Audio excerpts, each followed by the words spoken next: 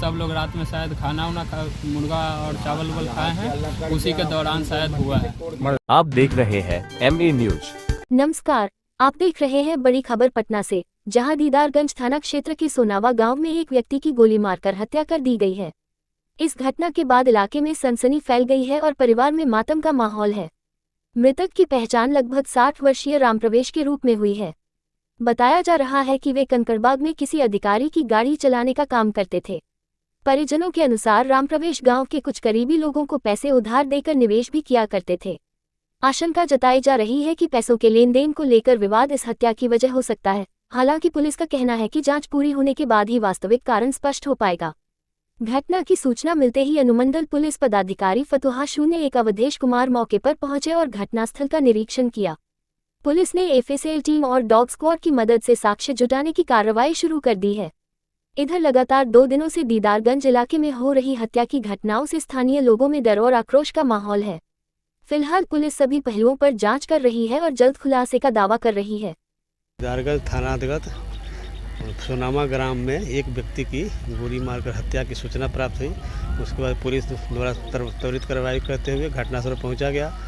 मृतक रामप्रवेश सिंह के शव को पोस्टमार्टम हेतु NMCH भेजा गया।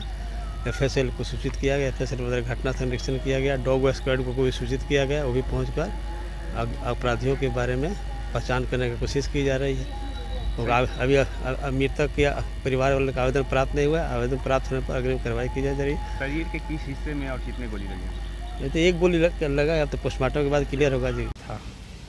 हुआ था कि शाम में मतलब कि 7:30 बजे घर पे हम थे, तो वो घर पे ही थे। हम लोग चले गए, गांव में एंगेजमेंट था उनके यहाँ चले गए फतुआ चले गए। उसके बाद हम लोग आए ना, तब वो घर पे नहीं थे और गांव से पता चला कि 8:30 बजे उधर गए थे। गोली का आवाज़ आया था 2-3 फायरिंग का। स्वागत सिंह का वहीं पे घर पड़ता है, वहीं पे। और फिर उनको जब वो भागे हुए ना इधर, तो फिर फायरिंग हुआ। उसके बाद उनको बेहोश हो गए ना, तो उनको कंधा पर उठाकर ले जाकर 1-आधा किलोमीटर दूर 500 मीटर दूर ले जाकर रख दिया खानपुर तरफ। ये कौन लोग हो सकता है सर? इसका तो हमें को पता चलने पर पता नहीं। तो थाना को प्रशासन को सूचना दी, आप लोग को जानकारी कब मिली? सुबह में मिला है हमें, कैसे? 7:30 बजे। कैसे? गांव का ही आदमी उधर गया खेत में, उन लोग का उधर ही पड़ता है। वही बोला कि देख, हमारे ऊपर फ़ोन किया और बोला कि देख पापा के कोई गोली मार के हत्या कर दिया। हुआ मिट्टी से झांका है छिपाने। कितना उम्र था, क्या नाम था इनका? रामप्रवेश नाम था और 60 उम्र है। क्या करते थे?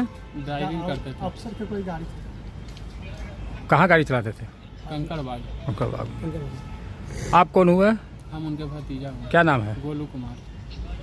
कांड कहाँ पर हुआ था? कांड हुआ है स्वागत जी के घर के पास में। कौन गांव, कौन थाना? सोनामा दीदारगंज थाना। क्या नाम हुआ आपका? संजय।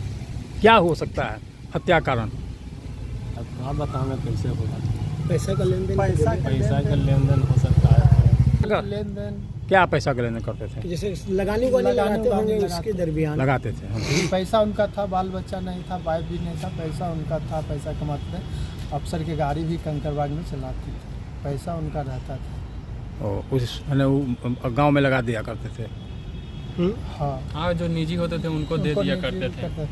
निजी रहते थे उनको देते थे पैसे। जी हाँ, ये भी हो सकता है कारण। जी। क्या नाम है आपका?